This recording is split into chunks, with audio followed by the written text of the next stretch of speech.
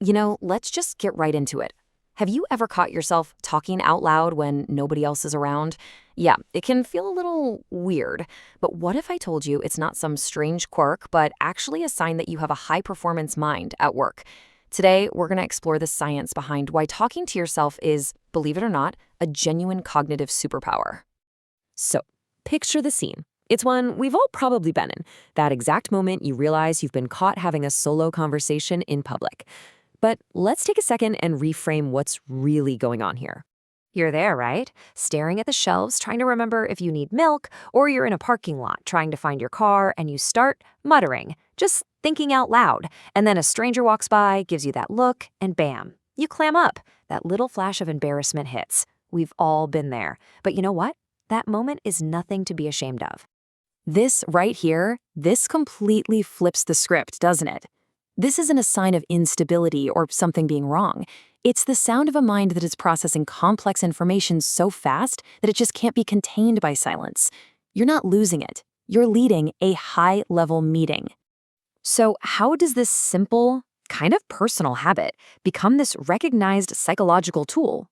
Let's zoom out from that awkward grocery store moment and look at the powerful science that explains why your brain instinctively does this. It's basically giving itself an upgrade. And yeah, it's got an official name, external processing. And it is exactly what it sounds like. You're taking all those chaotic, jumbled, overlapping thoughts inside your head, and you're giving them structure and order by speaking them out into the world. It's a deliberate strategy your brain uses to find some clarity.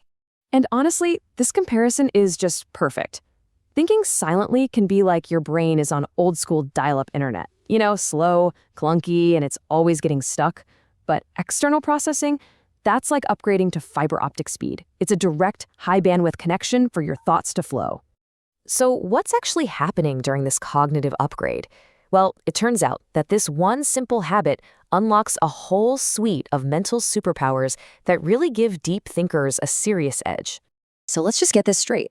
Forget any idea that this is weird. This is your brain operating at a higher level of complexity.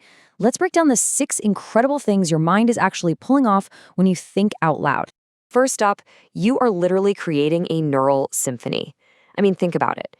You speak, so you engage your speech center. Then you hear yourself speak, which activates your auditory cortex. All the while, your prefrontal cortex, the problem-solving part, is firing on all cylinders.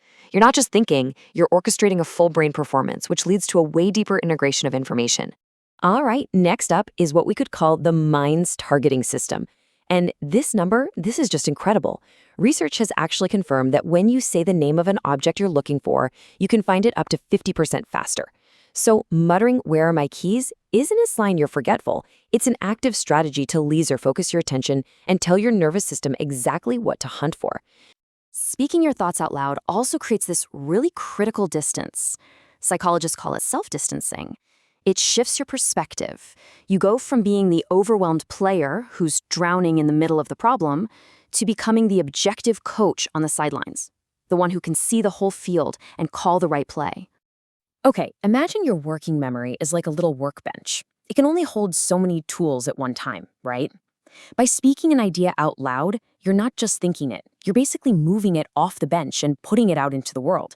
And that simple act frees up precious mental real estate, reduces your cognitive load, and lets your brain grab the next piece of the puzzle.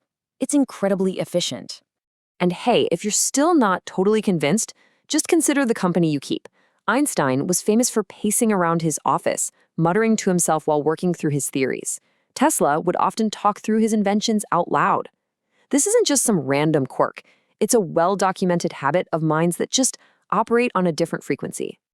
And finally, this is a big one. Your own voice can act as a sort of internal therapist. Just naming your emotions out loud, saying, "I'm feeling really frustrated right now," or "I am just overwhelmed." It helps you process them in the moment. It lets you understand the texture of your feelings before they get a chance to harden into one of those negative, repeating loops we all get stuck in. So after all of this, it's pretty clear that this habit is so far from being a weakness. It's actually about tapping into the most reliable, most trustworthy expert you will ever have access to. Just let that sink in for a second. What an outsider might just hear as random, meaningless noise is actually you conducting a masterclass in high-level thinking and complex problem solving. and even emotional regulation. It's an internal process that just happens to have an external echo. So, the next time you feel that urge to talk something through with yourself, don't suppress it, don't fight it, embrace it. Your voice is the essential tool that builds a bridge from the chaos of confusion to the solid ground of clarity. This is a habit that doesn't need to be fixed, it needs to be used. And that brings us to our final thought. Now that you know this is a powerful cognitive tool, a secret superpower that you possess, I'll just leave you with this question. The next time you find yourself consulting your internal expert, what grand problem will you choose to solve? If this felt like a mirror into your own mind, hit that like button. Comment, share, and subscribe so we can reach more people. Thank you for watching.